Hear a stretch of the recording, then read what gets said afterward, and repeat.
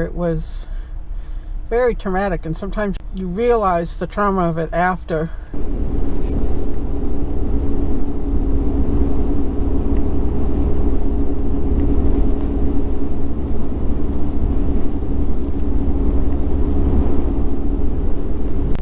How are you boys doing back there? You're lucky that you were oblivious. You guys are lucky that you were oblivious to everything we went through. You're lucky you didn't have to go through that. You guys were just sleeping peacefully back there. You too, Seymour, right? Henry's awake now. Right? You awake, Henry?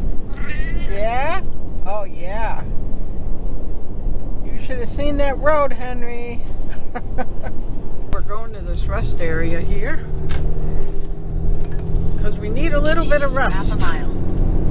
But not for too long because we have to get going. Kind of a weird rest area, kind of laid out weird, but that's okay. Yep. As long as it's a place to rest a little bit. It's not a rest area. Can I park Not in a there? spot, no. No, it's not a spot. You're right. Looks like there's some down here, possibly. Oh, there's one you passed. Right here. Past this one or Gonna here? have to take this one. This is the last one.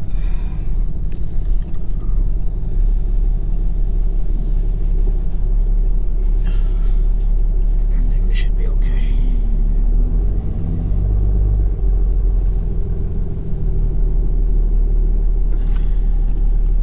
Baby Simo, we didn't hear a peep out of you.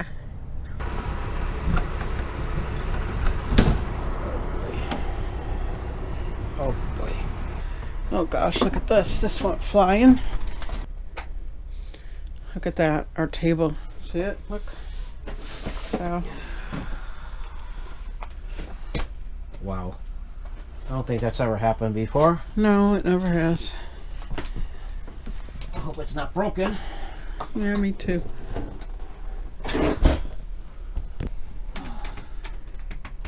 Can't really tell.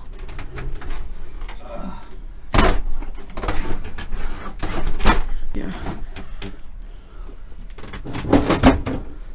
I hope the eggs didn't break. And then in here, this closet opened and stuff fell out. It's all over the place here, see? Stuff all over. Look at that. It's just from the craziness of it all. So we're still recovering. I haven't filmed much because we're still recovering from what happened earlier. It was very traumatic, and sometimes, you know, things seem, or you realize the trauma of it after.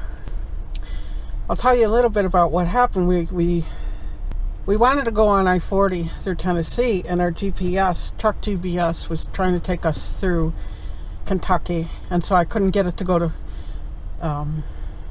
40 through Tennessee. So I put Google Maps on two different ones. And Google Maps tried to take me on something called, it took us on 58, Route 58, and then it tried to get us to go to this, it was like a turn, and it said 58 BUS for business. So I'm like, oh, okay, I hope this is okay, but I thought if it's a business loop, a business route, whatever, 58 business, it should be okay, right? So Sal turned down it, and then he started to panic.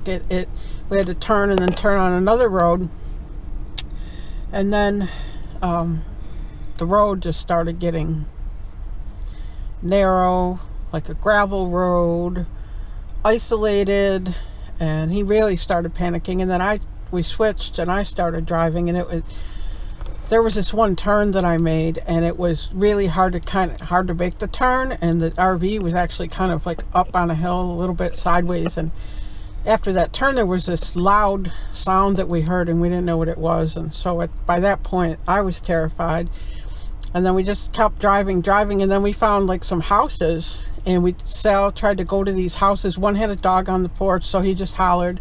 The next one, he went up and he knocked, and nobody answered. So then we just stayed where we were, and then he walked down the road to find another house, and that's when I started filming about what happened there.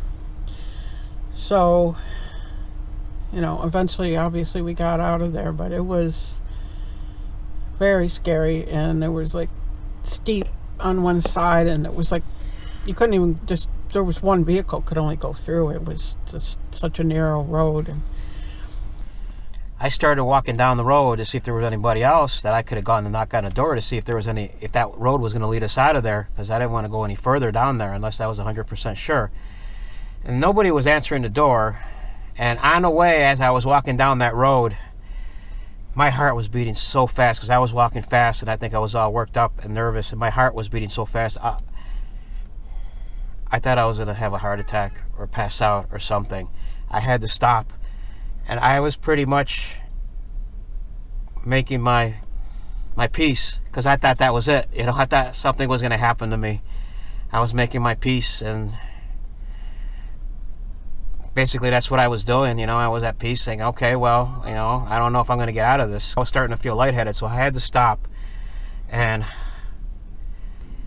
I stopped, and my heart started getting a little normal. It was still fast, but a little normal. So I went to this house, and I knocked.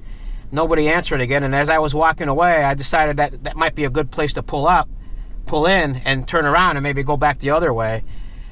And I was going to go back to Sheridan. I don't know where this dog came out, and this dog reminded me completely of this dog we met like some years ago called Allie. I remember. It's just she came out of nowhere, came out of the woods. It's almost like, I don't know. It was just weird. It's just like almost something out of the Twilight Zone. Like this dog came out of nowhere, and for a minute I thought, oh, had I already, left this world, and was this Nellie? If you guys have watched our Allie, if you guys have watched our videos over the last few years, you would know, Allie was a really old dog, but this dog seemed like it was very young, but same kind of dog. And she was following me. I'm thinking it was a she. I don't know. Everywhere I went, all the way up to where Sharon was with the RV. And anyway, Sharon can pick up the story from there after that. We're glad to be here, and we're glad that our RV's okay. You saw the table was tipped over, and, things are in disarray, but seems like everything's okay. So now we're going to get to our destination in the dark, which is not fun. So I guess we better get going, but I at least wanted to talk about this a little bit. We just switched because Sal's going to drive for 60 more miles, then I'm going to take over because it's going to start getting dark. But I wanted to say that I was actually calm. I was actually pretty calm through the whole thing, and after a while I ended up being terrified. I was really terrified, and we were praying for God to get us out of that situation. And I was praying for God to send somebody to help us, and he sent Allie the second, I'll call her. I don't know if this is, I don't know, that whole thing with Ellie was strange, but he sent Ellie to comfort me a little bit, and then he sent two other guys, which Sharon probably, I don't know if Sharon told you the idea, what happened with the other guy who told us where to go. And then when we got to the road, we didn't know whether to go right or left, and this guy stopped by, nice guy, in a truck. He was spitting out tobacco. I thought he was gonna hit me with it, but other than that, he was okay, and he told us where to go. So it was okay. So Sal found this dent on the RV. This is damage from when we were on that road. The truck must have hit the RV and dented it when we made that turn, and we heard that really loud bang. We didn't know if it was the kitchen table, but apparently it was this. And I guess we're glad that it wasn't more damage, but of course it's concerning that we had any damage happen. That just shows you not to go down the wrong road.